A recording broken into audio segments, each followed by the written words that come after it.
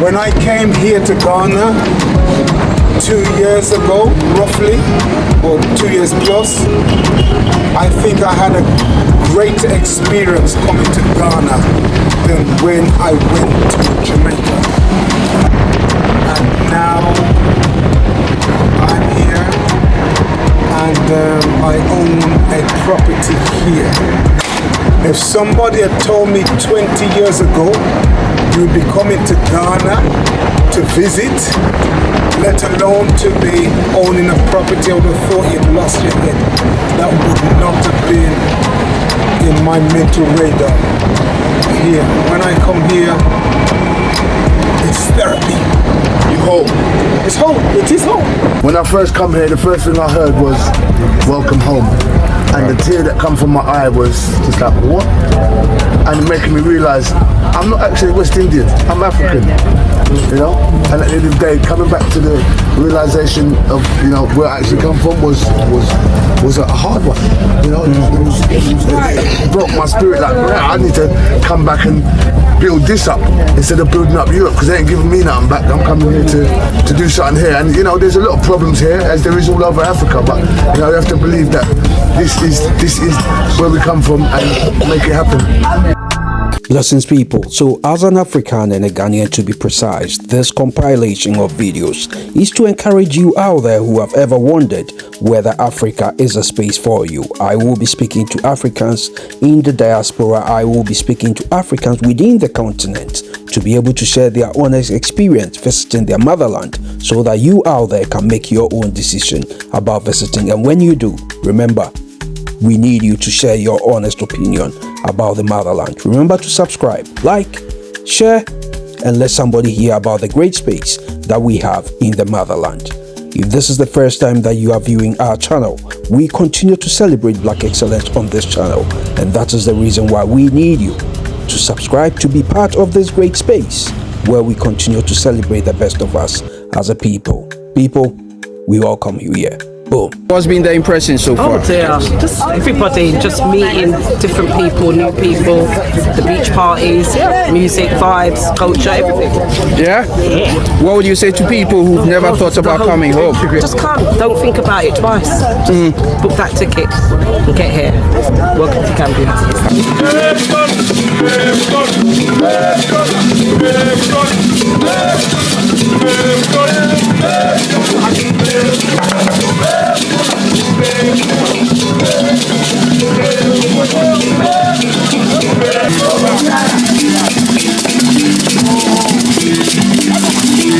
How do you feel as a Caribbean, maybe a Jamaican, in Ghana? How does the community make you feel?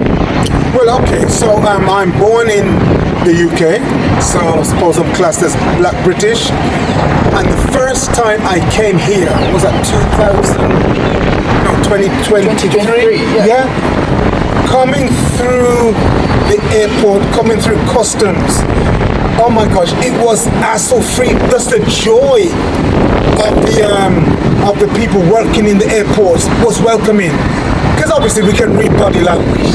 They says a good 90% of our non-verbal communication is what you get. It's real. You can't fake it.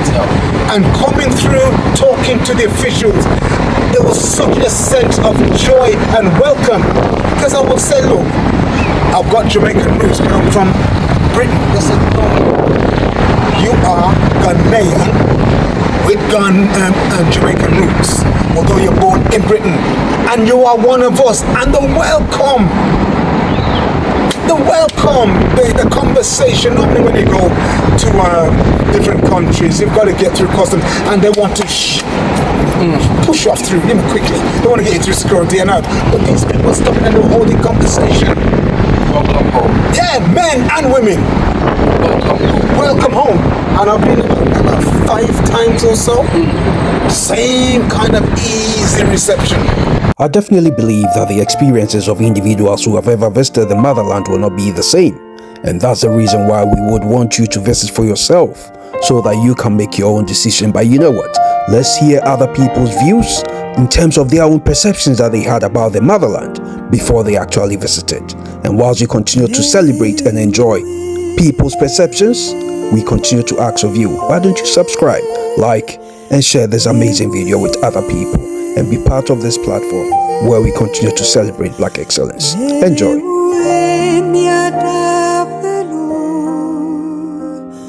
I was so proud to be a Black American, right? I didn't feel the need to say African American. I felt exactly how they did. I'd been to several countries in Africa and felt like, I was in, I went to Congo, I went to Djibouti, Rwanda, Nairobi, Kenya, South Africa. I was been in a lot of those places, and I'm going, hey, Black American, I'm proud. We've accomplished a great deal. Do they really feel like we're connected with? Until I went to Ghana, everything changed. Like, what happened was, I found out, I got roots in Ghana. That's my lineage. But I'm not one of those people who just like is going to get on the bandwagon. I'm back in Mother Africa and all this type of stuff. But one thing that occurred to me, it's exactly the same for us, for me. Think about it for a second. That's a good point. And the fact that I knew that there was a bigger trek that started in Ghana. And believe me, I'm not one of those that like, I want to hold on to mother. No, I was cool being a Black American and very proud of it. But damn it, I realized that me telling myself that South Carolina was enough, that's some for me. I can only speak for me. But when I went back and the way I felt, man, I wish this for anybody Black living in this country. Even, I think you free yourself and you see yourself in a different way when even if you say, which I think the right answer is, when somebody says, where are you from? And you go, I actually don't know where my historical African roots are, but my great-grandfather was from North Carolina or whatever. That frees you to know that there's more to your story. But when I learned about Ghana and when I went back there, it felt different from every place else.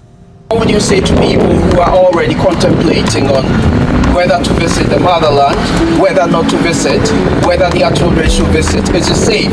Is it not safe? What would you be saying? Should I say this? I will say it. Go ahead, Joe. I feel safer here going up and down on my own than even if I go to the land of my parents, Jamaica. I would not traverse as freely. Yeah? Now this is the safety aspect. Asafa Powell, the great Jamaican sprinter, he came, was it 2 years ago? Because he's married to a Ghanaian Canadian wife. And she brought him here for the first time, and he was shocked. He said it himself, and he's a born Jamaican. He says, wait, where's the police? I don't see no police since I've been here. The safety, the security that he felt. Yeah? Oh yes, go to Jamaica, I'm not saying that.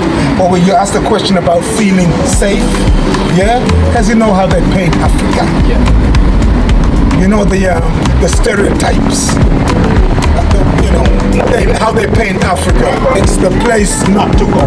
But I would say come, without reservations, come, and then make your own informed decision. Whether you're going to come as a 60-plus-year-old or whether you're going to come as a 20-year-old. I mean, since I've been here, I went down to Accra Mall, and there were some young women there. They must have been in their early 20s, and they spoke with an American accent, so I'm presuming they were American, and I'm sure they were tourists. There were about 5, 6 young Black women here. By themselves. I don't know who they came with, but they were roaming freely. So what I'm trying to say is that young people are coming. They're coming from the diaspora because they want to connect. And it's just that connection. And if there wasn't that connection and sense of belonging and I've got a role to play here. I don't know exactly what it is yet, but I definitely do know I've got a role here to play. So by coming, it will be unfurled. As I keep on coming, I will know my purpose and reason for being here.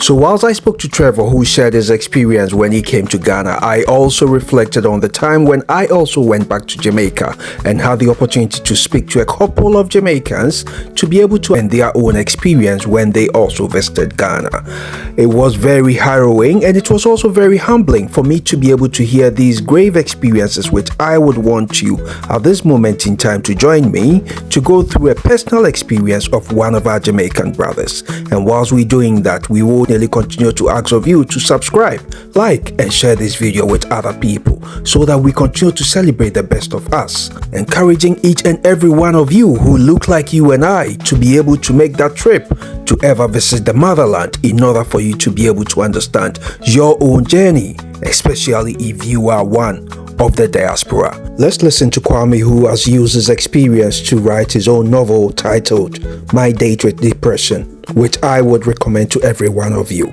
Stand by. Me and ex went into she has encouraged me to go to Africa because she saw within me the struggles that I was having in terms of unknowing who I am, purpose in life, that kind of stuff. So the one thing I must give credit to our women, most majority of the time, that they can see things that we can't see. Okay. So she saw something in me which I didn't see for myself. So she said that I needed to take a trip to Africa, just for experience, so that we could go together. So anyway, I'm gonna read, like I said, from Waiting in the Wilderness, and this is what I'm gonna read. One of our first trips was to the Cape Coast Enslavement Fort, a whitewashed building on the Ghanaian coastline with parapets that overlook the beach and town. Our guide told us that from the parapets we could see in the distance the crucifix spires of 3 churches. And for sure, when we ventured to the top of the fort and looked over the town, we saw the churches and the spires, clearly against the bright blue sky, along with hundreds of people living within the city. Within myself, I found it ironic that those who profess to follow the Christ and supposedly love their fellow man allowed a cruel crime of humongous proportions to take place right in their view, or better yet, under their noses. What did that say about them and their religion, in quotation marks? I was extremely puzzled. We climbed down steps and made our way into the dungeon below the fort, and there I experienced another phenomenal spiritual moment that has stayed with me to this day. It was dark and foreboding, with a single bulb hanging from a wire, its light bouncing from the walls and the rocky roof, causing shadows to flit against the craggy skies. The atmosphere was stifling, and I felt I had been bundling with another few hundred people, many of whom I never knew, into a room made for less than that number. I felt the spirits calling me, and I was without a doubt affected by the presence, the deafening silence embracing me. I was sure that there was an effect on the others too, since most of us, when we re-emerged into the beautiful daylight, were crying. Once in the dungeon, our tour guide showed us a rough line running parallel to the floor. He then showed us a window slit no bigger than 1 foot high and about half that wide, high up on the uneven wall. Naturally, within the dungeon, daylight could barely be seen. He then explained that because the land on the outside was level with the bottom of the slit, anytime rain fell, the water made its way into the cell. Imagine, hundreds of people packed in a space made for much less than that. Feces, urine, rainwater, grime, all swilling underfoot, knee-high or waist-high, even shoulder-high, and this in a confined, heat-suffocating place. I cried. We made our way out to the ground floor. Nothing needed to be said by any of us. Once there, we stood by the dungeon entrance, and right beside it was another large wooden door. A huge padlock secured it. I was curious, and decided to force it ajar as far as I was able to. I was dumbstruck. A stench assaulted my nose that would stay with me forever, and I still remain to this day unable to describe. When I asked the guide why the room was locked, he said that the caretakers or custodians of the fort, were unable to get it clean. That's right, they were incapable of getting it cleaned. I was silent. Here was a room which after hundreds of years was still unable to be scrubbed. I repeat, imagine, after hundreds of years, there was still a room that they were unable to scrub the blood, tears, perspiration, excrement, effluent, and death to the time when we visited in 2006. The visit to Cape Coast had a profound effect on me. It changed my outlook on life, prompting me to appreciate the simple things, giving gratitude to those who went before. The story even continued when I had another spiritual encounter on the Body Beach. Wow. Come to be very honest, when you said blood, it dawned on me that you were going to continue with another word because I'm in Jamaica. Right? I'm telling you. But that shows how much I was listening. Right? But the reality is, how many people would actually go on such a journey for it to make such a meaning to them? And despite this heinous history, we continue to bust a laugh. We continue to be able to have a sit and discuss the great resilience that we've ever continued to show as a people. And then whilst we continue to welcome people from all backgrounds and creed to ever visit the motherland, we will continue to say to you, make sure you have your own experience whenever you have the opportunity to visit the motherland. People, remember to subscribe, like, and share with somebody. And whilst you are doing that, our biggest appeal goes to you out there to be able to support this channel to visit Barbados coming the month of November to be part of GUBA 2025 awards, in order for us to be able to support bridging the gap between the motherland and the Caribbean.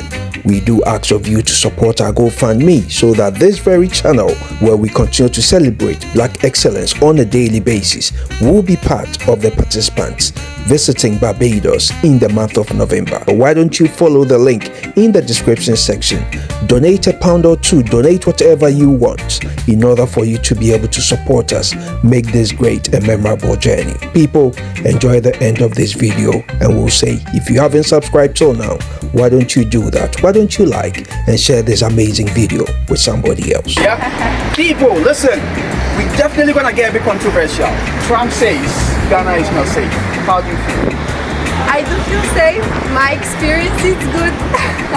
How long have you been in Ghana? Well, I just arrived today. You arrived today? Yes. And what made you come to this very point? Why did you come here? The tour guide. Yeah. Brought you here.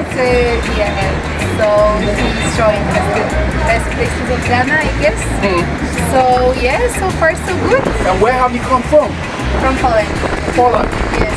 If somebody is in Poland, if somebody is in any part of the world and thinking about Ghana, is it safe and anything, what are you going to tell them? I will tell them that from my experience it's safe and that they can experience something very different from what they're used to. The people are very nice, very genuine, very honest, and yeah. Guys, we are here promoting Ghana, okay? So if you are thinking about coming to Ghana, there you go, yeah? There you go. Very soon, we're gonna have what? Ghana Parade, and we need that, okay? Finally, what are you gonna say to other people who have never been to Ghana? Young people especially, what are you gonna say to them? To not be afraid, to experience, to explore, to come visit, and for sure they're gonna be very happy with the experience. Fist bumps? Respect. Rastafari. Well, love, you know, yeah. Thank you very much, guys. Okay, when you come to Ghana, tag us, and we'll be more than happy. Thank you very much. Thank you. Just come to Ghana. Just come to Ghana and see for yourself. It is safe. And if you don't trust it, call me. You can contact me or contact this man. Okay? Guys, let it all. You know, we cannot advertise it for you. You need to come and make your own decision. So we have one of the what? The elderlies. Let me call you the elderly. Yeah, I'm an elder. And you just told me that you've already been to Ghana. Oh, from 94 I've been going to Ghana. I have children in Ghana. I've got 2 grandsons there in Bokrom. In Bokrom? Yeah, Bokrom, Sipe Bokrom. Near the airport residency side. Yeah, man, Eli. Yeah, man. I mean, man. People, the brother that I'm talking to is not a Ghanaian. Jamaica, I'm born in Jamaica, but you know, my family always talk about Ghana.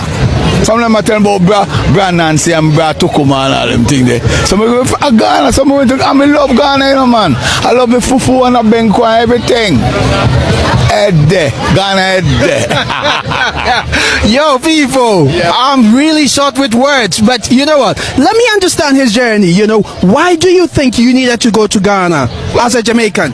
You know, my grandmother, who is the Rasta Queen in Clarendon, Jamaica, right? The Rasta, there's a place in Jamaica called Pinnacle, Okay. where the Rasta started, and my grandmother was a part of that. So when the government break down Pinnacle, all of them came to Clarendon, and my grandmother turned her land into a Rasta camp. Okay. So they always keep talking about Ghana. They said that's where we are from. That's what they teaching me from 6, 7, 8 years old. They tell me that, you know. So because of that, when the time come, I decided I'm gonna go to Ghana. And I went to Ghana in '94. I just love Ghana. Me not lie to you. Me feel happy. I could die tomorrow. No, say I've been to Ghana, and that means I've done everything. You know what I mean? And you've actually got family in Ghana. Yeah, man. I'm married to a Ghanaian man, a woman, and she's nice. Yeah. And she's a part of the Auso family, which is close to the Prempeh. Okay. I had to go to Prempeh to ask for her. You know, Prempeh was one of the, people in there. Yeah. And asked for her. We're married, man, and we have 4 children. And out of the 4 children, my daughter is the second born. Give me 2 grandsons. Yeah, man. So I'm proud. Yo, and they are all in Ghana. They're all in Ghana. Well, my daughter is now gone to America. My sons, they're doing well. They're in school and they're doing well. Prempeh. You know the school called Prempeh? Prempeh College? Yeah, one of my sons is in Prempeh. He's very bright. You know, the Sego. You know what I mean? People, we're not gonna make it too long, but all that means is if you are Caribbean, for me, I always say we need to make sure that you take that trip to the motherland. Yeah, man. And these are the people who can tell you the honest truth. I love Ghana, man. Ghana there. Ghana there, Minya. Thank you very much, and I'll see you, my brother. Peace. And before we can make the words Ghana Air Deck may become the new trending vibe, people, let's remember there are a whole lot of black people living in the diaspora who may never have wanted to have anything to do with the motherland. But whilst we continue to educate, make sure you share the vibe so that we can get everybody back home to be part of this campaign. Yeah, am I okay to call you Black African? Yeah. Or Black Caribbean? Black Caribbean. Okay. So this is somebody, one of us, and this is her honest truth, because you felt you had nothing to do with the motherland. No. You're not just Gambia, you have come to Africa for the first time. Yes. Actually, I've come to a black country for the first time. But this is one place I will come back to. I go to Europe, I go to America, and that's it. Why? Because I don't know, I've just got something about an African country. To me, it's poor, there's nothing there, there's nothing for me to see. I'm not really interested. Whereas America is a big open wide place, there's a lot of stuff to do. Europe is English speaking, I'm quite happy there. But this was just a spur of the moment. I just went into pay for a previous holiday, asked them where else they've got. They showed me a list, said, yeah, Gambia, I'll go there. And that was it. Guys, I will be very honest. If people may be thinking, Christine is some kind of, yeah, am I okay to call you Black African? Yeah. Or Black Caribbean? Black Caribbean. Okay. So this is somebody, one of us, and this is her honest truth, because you felt you had nothing to do with the motherland. No. What gave you that impression or that viewpoint? Because I always class myself as English. My parents are Caribbean. They're not African Caribbean, they're Caribbean. And so when people say, yeah, but you all come from Africa, I thought, well, no, we don't. We don't all come from Africa, because I'm sure there was black people in the Caribbean before the Africans came over. And so I've always seen it as 2 completely different cultures, separate from each other, had nothing to do with each other. So one is the Caribbean and one is an African, but they're not joint. Okay. And there's no history with them, even though I did go on the looking around, and then I could hear the accents and the people talking, and it's like my eyes opened. And the only thing that I didn't like, and I still don't like, and I don't know why I don't like it, is an African accent.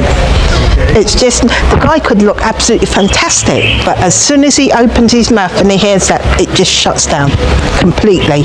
And I don't know why. I don't know why.